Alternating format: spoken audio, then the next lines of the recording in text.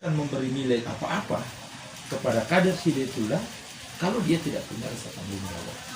Nah, di sana akan tertangkap seberapa besar spirit sistematika wahyu itu berbanding lurus dari rasa tanggung jawabnya.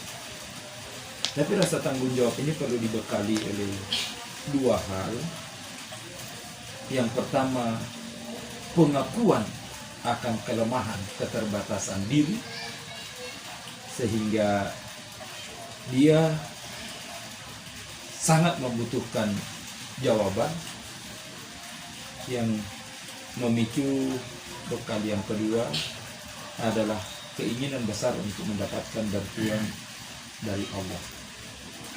Nah, kalau tiga modal ini bisa berjalan beriringan, sesungguhnya tidak ada alasan untuk semangat dakwah itu turun.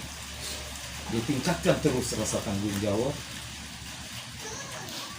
yakini bahwa kita tidak punya kemampuan apa-apa untuk melakukan perbaikan terhadap umat yang rusak ini.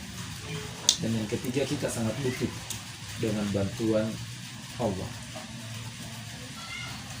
Berbicara tentang tiga poin ini, itu tidak bisa diyakinkan kepada Allah Subhanahu wa Ta'ala lewat ucapan lisan dan tulisan kita. Allah tahu betul siapa orang yang tanggung jawabnya tinggi, yang pengakuan akan kelemahan dirinya memang betul-betul benar, dan begitu juga keinginan kuat dia untuk mendapatkan bantuan dari Allah itu. Kenapa kemudian seringkali seiring berkembangnya amat usaha, semangat dakwah menurun? Bisa jadi salah satu pemicunya seperti yang digambarkan analogi Saswarsono tadi, tsunami itu.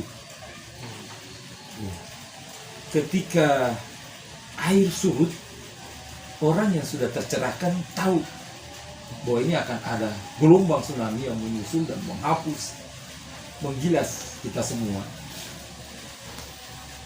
Pada saat kita belum mendapatkan ikan, baru sekedar melihat, memperhatikan orang berebut. Tapi ketika berjalannya waktu, sementara air masih berproses menyurut terus, belum ada serangan balik dari tsunami, itu yang menyebabkan ya gambarannya marusa mulai naik. Kelihatannya wah enak juga ini kalau kita tangkap ikan gitu. Orang-orang menangkap ikan dulu, masa kita menghindar terus gitu.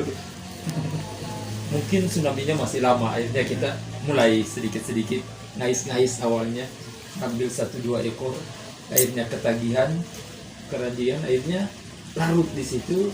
Itu menyebabkan kemudian kita lupa bahwa akan ada tsunami yang akan datang. Inilah yang berpengaruh, dan ini nanti korelasinya dengan air sungai Polut itu larinya ke situ. Semangat dakwah menurun itu ketika kita kebanyakan minum air sungai itu. Nah, sebenarnya kalau ini bisa terus ditumbuhkan kesadarannya, inilah nanti yang istilahkan tadi sistem kesadaran itu sesungguhnya dibangun oleh al-alaq, yang kemudian kita betul-betul tidak terpengaruh dengan hiruk pikuk orang menangkap dan menikmati ikan itu, yang karenanya nanti akan terjawab di Al-Qalam, fasatu besiru wa yubsirun bi ayyukumul mahkum. Sebenarnya siapa sih yang gila di antara kita ini? Kalian yang berebut mencari, menangkap dan menikmati ikan, atau kami yang menghindar karena takut dan menemukan gelombang tsunami? Ya, poin-poin inti ini yang perlu selalu dan senantiasa disegarkan, bahwa kehadiran kita di Hidayatullah adalah refleksi dari rasa tanggung jawab yang besar untuk memperbaiki keadaan umat, dan itu harus terrefleksi dengan kesadaran kita tidak punya kemampuan dan butuh bantuan Allah selalu. Sudah waktu. Assalamualaikum.